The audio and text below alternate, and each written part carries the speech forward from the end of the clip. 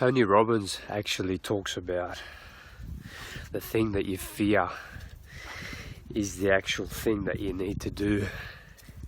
It's your next step in life.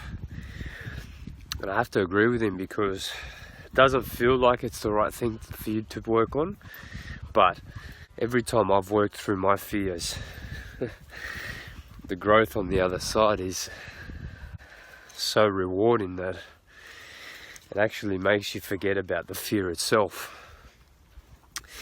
And that's what I want to talk about today, because that little voice in your head telling you that you shouldn't do it, and how you're going to get hurt, or you're not ready for it, or whatever that little voice of fear, that little voice of it's a limiting belief, a limiting thought, and it's disguised in so many different ways.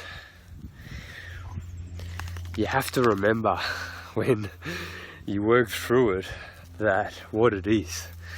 It starts off as this little convincing, righteous voice, and then when it's all said and done and you've walked through the fear itself, it's never to be seen again until you face your next fear.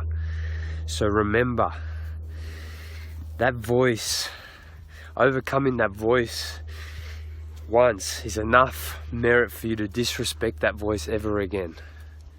Okay? It's there to protect us, yes, but at what level does it protect us? Are you getting close to a cliff? Or do you need to work on something that's going to make you better? That's where you have to now start to draw the line. And for some reason,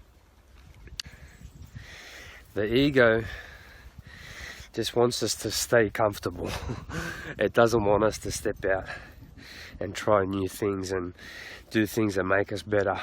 I haven't worked out why it doesn't want us to get better, but it definitely is very limiting, and you have to start to recognize and differentiate between the voice that talks you up and the voice that holds you back.